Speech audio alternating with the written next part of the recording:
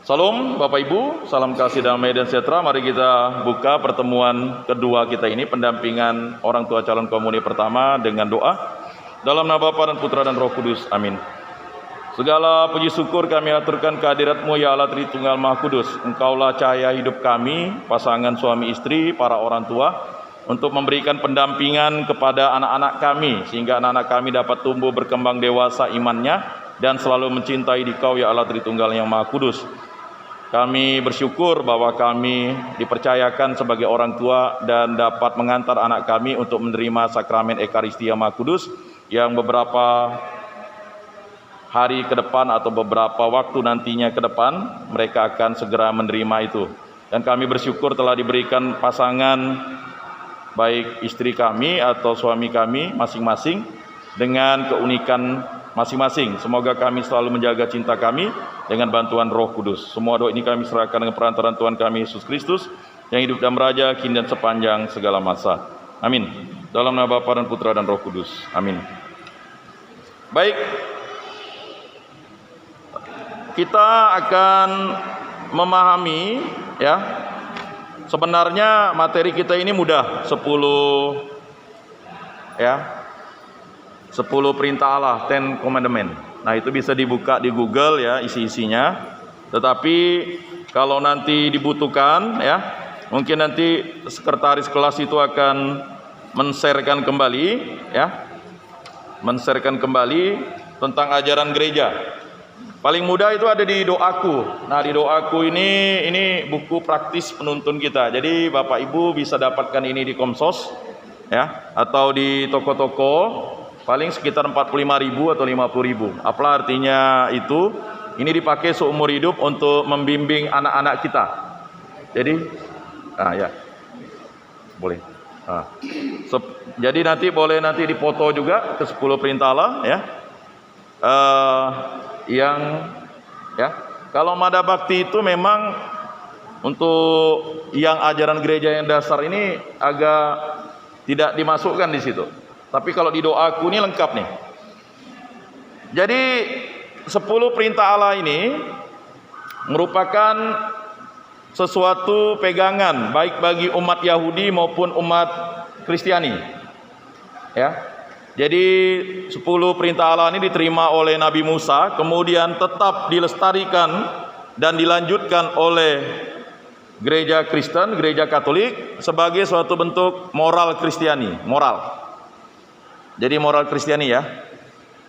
Nah, saya pernah sharing dengan satu orang ibu dulu waktu saya tugas di Bengkayang. Nyesal tidak hafal 10 perintah Allah katanya. Karena memang waktu itu sayang sekali katanya.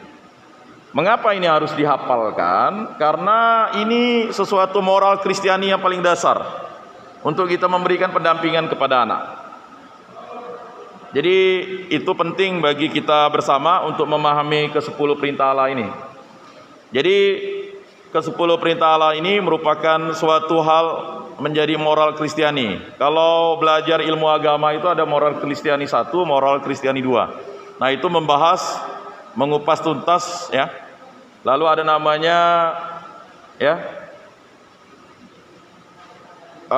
antropologi Kristiani dan macam-macam ya, itu menyangkut tentang hubungan relasi kita dengan Tuhan dan hubungan relasi kita dengan manusia. Nah, secara kontekstualisasinya ya, ibu-ibu atau bapak-bapak ini bisa memberikan pencerahan rohani kepada anak kita itu dengan 10 perintah Allah ya. Dan ini landasan moral Kristiani dan harus dipahami. Gereja itu mengintisarikannya dengan ajaran gereja itu memang tidak tepat atau tidak akurat sama seperti di dalam kitab suci, tetapi justru beberapa pokok esensi dari 10 perintah Allah ini dianugerahkan kepada kita umat Katolik agar kita bisa laksanakan.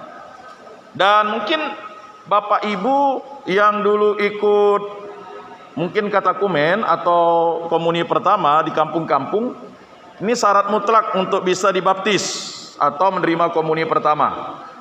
Kata ibu saya dulu waktu di susteran KFS Sambas, kalau ndak hafal 10 perintah Allah ini tunda dulu untuk dibaptis. Ditunda. Dulu kan cara menghafal. Karena banyak yang ndak bisa membaca maka menghafal. Kurang lancar membaca maka menghafal. Lucunya sekarang karena kita pandai membaca lalu tidak menghafal. Akhirnya ketika ditanya 10 perintah Allah keteteran. Ya. Syukurlah ada Google ya yang bisa membantu kita. Syukurlah juga ada buku-buku rohani yang bisa membantu kita.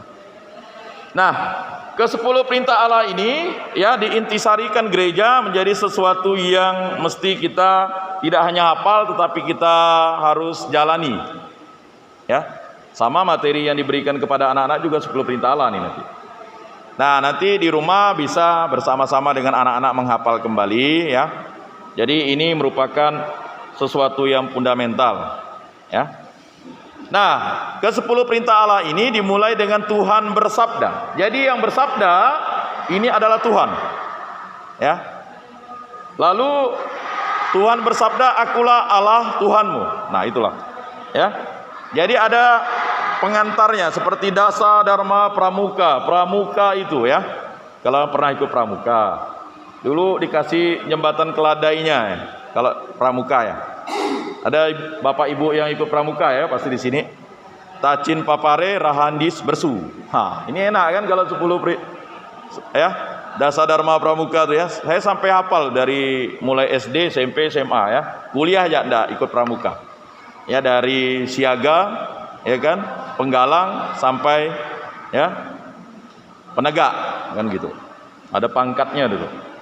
Nah, itu kan dihafal tuh. Ya. Ta-nya tuh takwa kepada Tuhan yang Maha Esa, ya kan? Ya kan? Ta-cin kan? Cinnya cinta alam dan kasih sayang sesama manusia. Pa-nya patriot yang sopan dan kesatria. Pa lagi patuh dan suka bermusyawarah. Ini hafal ibu ini, ya. Oh, wali kah? Oh, wali. Ya pantas masih muda. Luar biasa, di antara yang lain kok masih muda gitu kan? Atau misalnya istri kedua dari siapa begitu. Enggak ya, gurau ya. Saya pikir ya kan, wah muda sekali ini kan. Seumur ini sudah punya anak yang kan luar biasa, rupanya wali. Ya enggak apa-apa, wali juga adalah orang tua ya. Ya kan? Tacin papare, re-nya rela, menolong dan tabah. Nah, tacin papare, rajin, terampil dan bersahaja ya, betul. Bergembira. Nah, ini hafal. Hen-nya hemat, cermat dan bersahaja kan. Nah, rahen disiplin, berani dan setia. Rahendis bersu, bertanggung jawab dan dapat dipercaya. Sunya suci dalam pikiran, perkataan dan perbuatan. Itu saja sudah menjadi moral yang bagus untuk pramuka. Nah, kalau kita sebenarnya bisa dibuat jembatan keledainya ya. Jaja kuhor jaja. Itu susah sih memang. Karena memang ada 8 kata jangan di depan, dan uniknya perintah ketiga dan keempat itu ku dan hor. Ya kan? Nah, jadi nanti mudah itu menghafalnya. Ya kan? 10 perintah Allah, Tuhan bersabda, "Akulah Allah Tuhanmu." Itu awalnya. Yang pertama, jangan memuja berhala, berbaktilah padaku saja dan cintailah aku lebih dari segala sesuatu. Nah, perintah pertama ini adalah perintah yang diintisarikan ya. Sesuatu yang luar biasa dari kitab Ulangan. Cintailah Tuhan Allahmu dengan segenap hatimu, dengan segenap jiwamu, dengan segenap akal budimu, dengan segenap kekuatanmu. Diulang lagi oleh Yesus ya, sebagai perintah kasih.